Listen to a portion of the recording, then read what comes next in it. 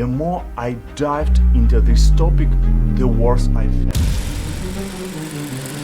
And now I think I understand why 53% of people that taking a student loan was the worst decision of their life. How old was I when I signed my first promissory note? 17. Am I really going to read said promissory note from beginning to end? You know, when you're 17 and you think of $20,000, if you didn't grow up in money, you don't even know what that means. Like, how big is that? I don't know. I can't even think about it.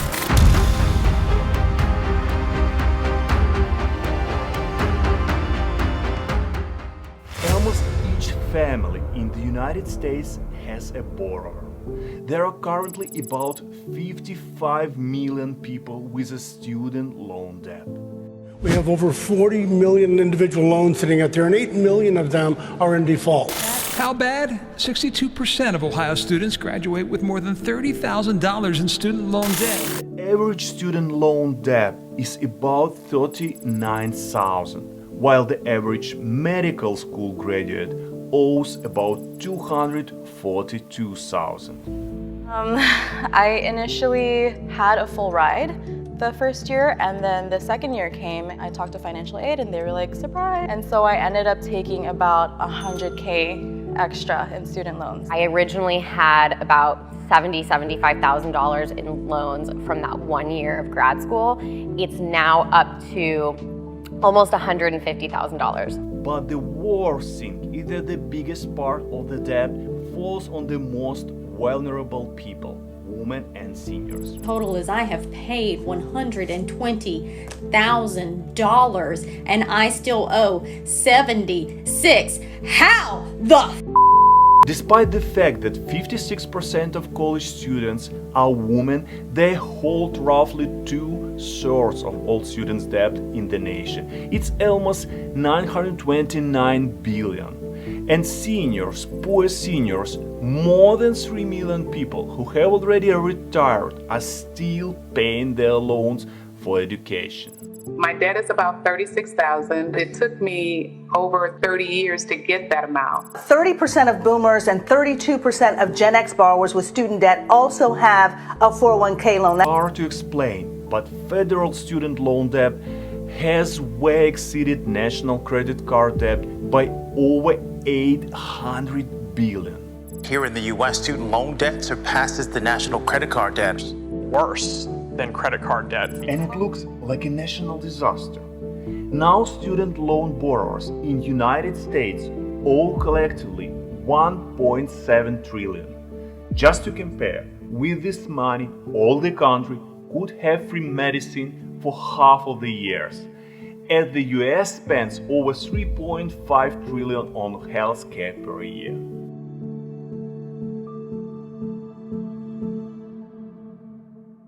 It's so hard to see how students innocently believe in their cloudless futures and rainbow perspectives after graduation.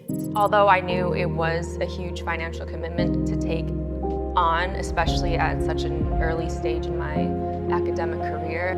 And know that what really waits for them is a loan repayment till retirement, as more than 3 million senior citizens in the US are still paying off their student loans. I still have 16 years to pay my loans because I have the 20-year repayment plan, which guarantees the lower payment. If you don't get a degree, you cannot win. A terrible mindset in the country. Don't have a degree, you cannot get a good job. You cannot be successful. You cannot be happy. So it's no wonder that high school students are freaking out thinking they will not get a decent job if they don't have a degree. I think the way our student loans are given is super predatory on people who are young and don't understand. And they have been fed with the lie that the only way to afford their college degree is to take out a loan. Let's be honest. There are lots of different professions out there to make good money without getting a college degree. I went to Tufts University. I studied drama and communications, and I owe $118,000 in student loans. Of course, you probably want to have a doctor who has a master's degree in medicine, but what about specialists in design, marketing, accounting, programming, social science, or librarianship? For instance, online courses from Coursera can easily help to obtain the needed knowledge. If you still want to have a label of a popular university on your graduation certificate, you are welcome. Harvard, Stanford, and other universities offer numerous online courses with the official diplomas. Stories where young people graduate with a $200,000 in debt are not uncommon. And I am officially in $200,000 in student loan debt. I graduated from law school with over $200,000 of student debt. And a year ago today, I finished paying off all $225,526.77. Even if you become an investment banker, it's still going to take you some time to pay $200,000 loan, and your standard of living will be lower in the meantime. If you can get into top 3 school like Harvard, Yale, or Stanford, just go and worry about the money later. Really do your research on the schools and the value of the degree or the credential that you're seeking out. What kind of money can you make? You will be set for life. If you got into one of top 30 schools, just try to keep your debt under $100,000. If you cannot, then don't go. Instead, go to a cheaper state school and keep your total debt under $30,000. Then work twice as hard to create opportunities. It's 100% possible to get a degree without a huge loans by picking a cheaper school. And if that means you choose a community college, who cares? Seriously, 10 years later, it will not even matter. Ultimately, when it comes to going to your dream school and paying loans versus maybe going to another school you wouldn't be as happy at, you have to think of whether or not it's worth it. Because the truth is, while student loans are meant to make life easier for students, they do exact opposite and create a bad money habits that students take with them through the whole life. It seems unfair that even though, as I said, education seems to be the great equalizer, right now I just feel, it feels so unequal for me. Because once you have signed up for, let's say, $80,000 in student loans, what's the big deal for you when it comes to credit card debt, right? But it's $80,000 at the beginning. After 10 years of paying, the sum will be far, far more than this. And I'm not saying that I regret the education that I received, because I don't. I think they were great years. But I feel like there has to be another way. The negative effects of student loan debt aren't just financial either. The survey made by Ramsey Solutions say that 53% of those who took out student loans say they regret it. Straight out of school, the economy was horrible, and I was struggling and realized it just wasn't even what I wanted to do. Ultimately, I realized that isn't what I wanted to do, but my expectation was I'm gonna finish school and I'm gonna get a job and I'm gonna make money and I'm gonna be able to pay my loans and live a good life, and that was not my experience at all. 43% of those who took out student loans regret going to college altogether.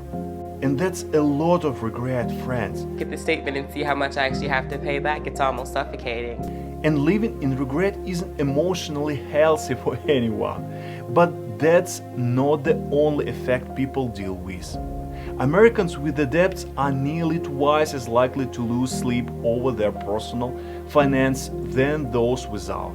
On top of that, 54% of Americans worry daily about money. Their financial situation is a main source of their depression and their anxiety. I worry more about debt. I would probably say just loans, I guess, yeah. When it comes to money, I most often worry about my debt, mostly student loans. And crazy enough, having piles of student loan debt makes millennials less likely to be able to afford things like houses and families. And nearly half of those who use student loans to pay for school school are putting off their big life moments, like buying a home, getting married, or having kids, just because of their student loan debt many years ago. When I'm coming home from work and seeing everybody kind of pass by, the families with their kids, I think about me and when that will be a possibility. Also marriage, when will I get married? We see how student loan borrowers struggle to save for retirement, to have emergency savings, to buy houses, to start small businesses. Not only does student loan debt weigh you down and stress you out, it impacts the future of our country.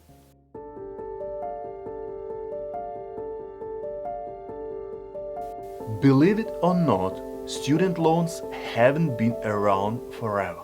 1958 was the first time the US allowed students to borrow money for college. They actually started in 1957, mostly to encourage more students to attend college, so Americans could beat out Russians during the space race. Dateline, Russia, October 4th, 1950. And it worked. College student attendance shot up from 3.6 million in 1960 to 7 million in 1970. And population of Americans during these years increased only for 17%, while number of students increased twice. Do you know what else shot up? Student loan debt. The most shocking numbers come up in the new millennium.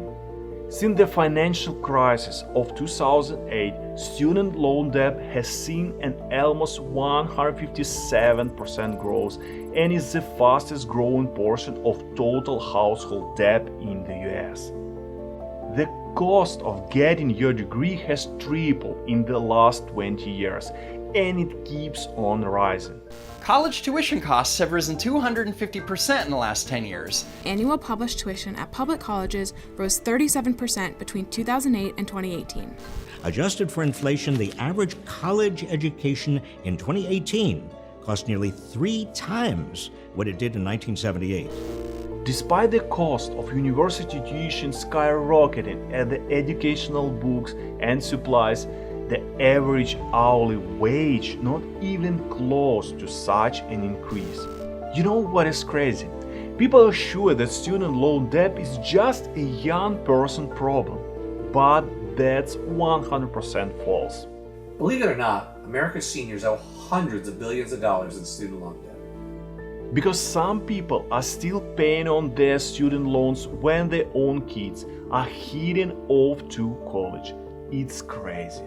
More than 15% of the total national student loan debt are on the people of age 45 and older.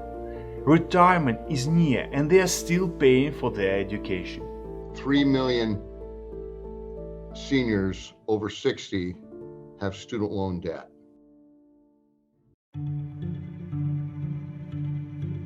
We need to admit that the student debt is holding the US economy back. Recent college graduates have entered the workforce during one of the most hostile labor markets in the history for young workers. However, I lost my job at the zoo to the coronavirus pandemic. In the end, I worked there for just 2 months. 2020 college graduates saw a bigger decrease in the labor force participation than those who graduated during the Great Recession. And young people are disproportionately impacted by the pandemic. Working at interviewing at some of the top psychiatric facilities in the country, but due to COVID-19, everything came full stop. But due to the COVID-19 pandemic, my spring internship was cut short. They are more likely to report a job loss, a reduction in job responsibilities, or a pay cut. When you add that to a student debt, that creates quite a sizable hurdle. And the result is growing generational inequality. The long-suffering generation of millennials are now set to be significantly poorer than baby boomers and Gen Xers. That will have significant long-term consequences. It's about macro growth. The American government should care about student debt because it does affect the future of GDP growth when there is a lack of investment among young people. And one more fact. Do you know who control over 52% of US wealth based on statistics from the Federal Reserve? Baby boomers, while millennials control just 5%. Where boomers at the same point in their lives accounted for 27%. Just to compare, in 1989, when baby boomers were around the same age as millennials are today, they controlled 21% of the country's wealth, 4 times more.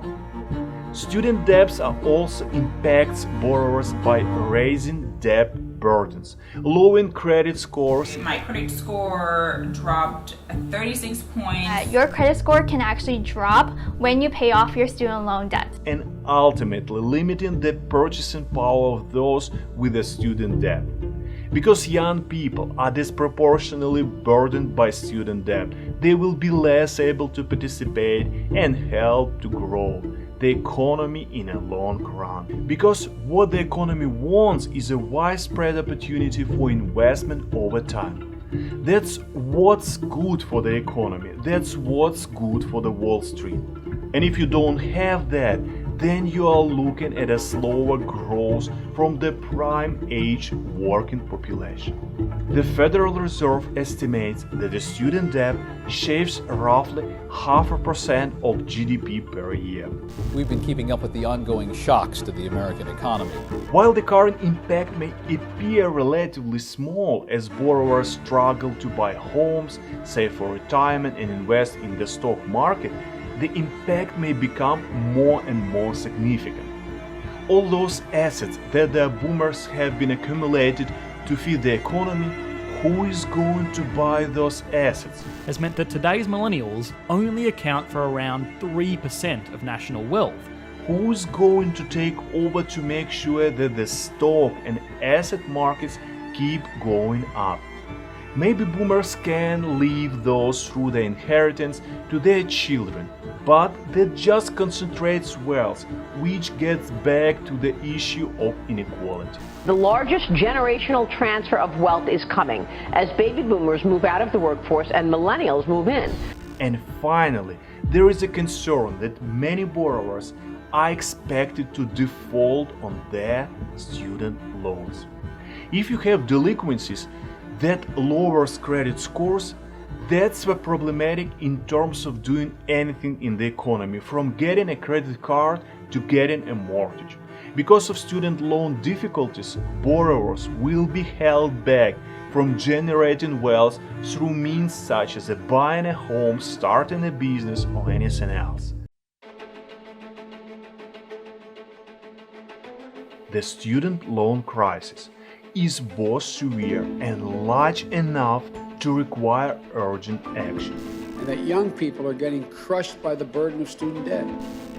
For instance, President Joe Biden said he supports raising at least $10,000 for all borrowers, a move he could potentially make through executive order.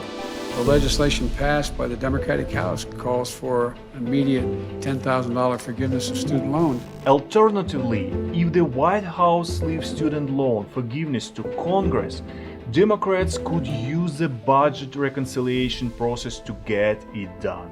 Either way, if all federal student loan borrowers get $10,000 of their debt forgiven, it erases the debt of about 1/3 of all student loan borrowers. President Joe Biden has said he's in favor of canceling up to $10,000 in student debt for borrowers. And the outstanding education debt in the country would fall to around $1.3 trillion from $1.7 trillion. We had about $1.3 trillion of. Today we have $1.35 trillion with 36 million borrowers. Secretary of Education Miguel Cardona said, "We recognize that the student debt is holding people back, and unfortunately there are many who are in major debt that weren't even able to finish their degree, who don't have the means to remove their debt. So we are focused, and it's a priority for me and for President Biden to make sure that the part of the conversation is examining loan forgiveness. Those conversations are still continuing. Our students across the country need more support. So the Biden administration is open to exploring options to help student loan borrowers, including mass student loan cancellation. Because that's what student debt cancellation is. It's an investment in the people. But debt relief alone is not enough. Debt cancellation doesn't make college more affordable, and it doesn't increase the number of students going to college or graduating from college. If you don't do something that prevents this problem from happening, in the future we are going to be here again in 5 or 10 years. The true problem is that tuition is very expensive. But what are students really paying for?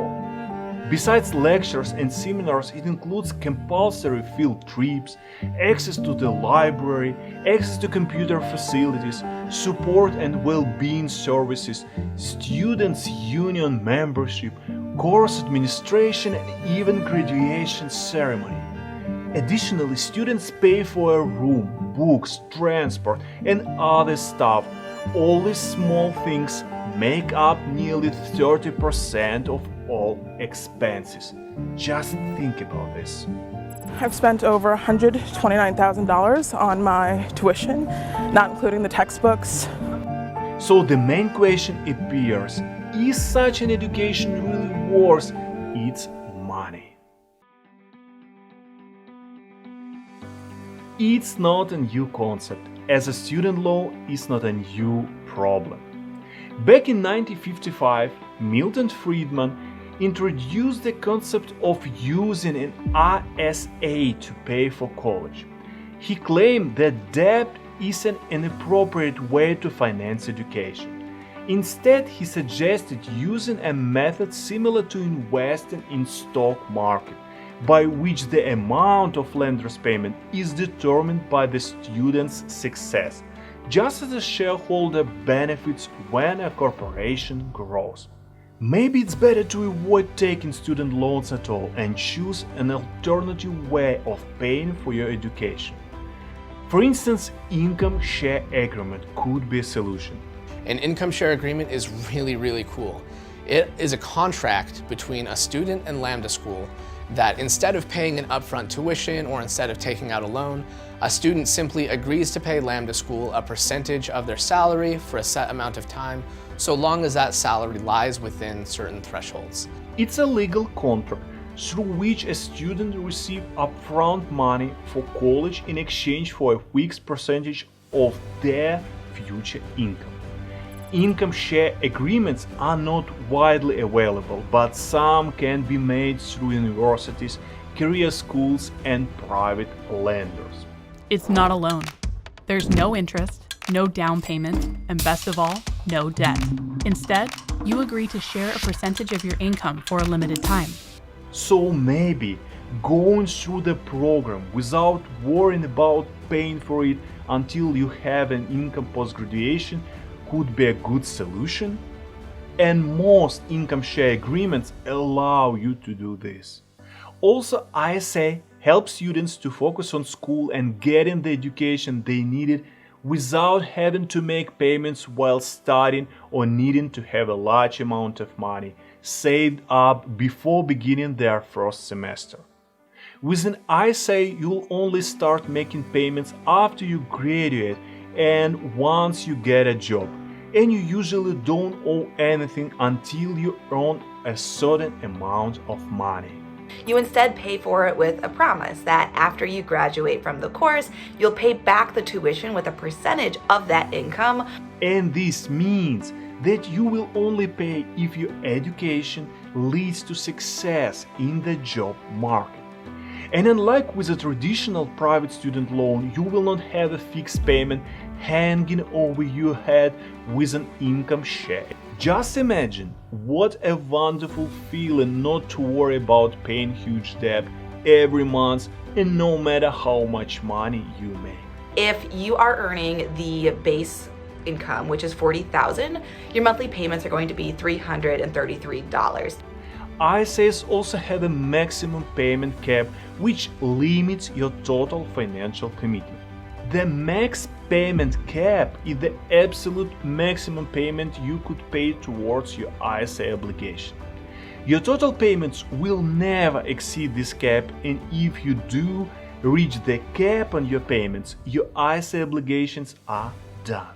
Your contract is finished once you've completed the monthly payments or reached the payment cap, whichever comes first.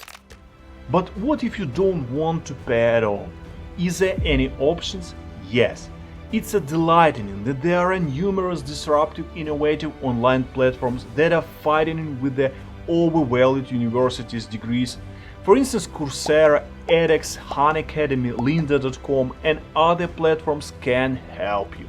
All these different subjects for free without spending any money going into debt. And if all this information is free from the top universities in the world, then why would you ever spend money on it? Coursera, it's one of the best ways to gain new skills and knowledge from some of the top universities in the world at an affordable price as low as free. One more popular online education technology is a check. It provides digital and physical textbook rentals that can save up to 90% of new titles. So knowledge today is very available. It needs you to be more disciplined, but I think it's a less hard task than paying your student loan debt till your retirement.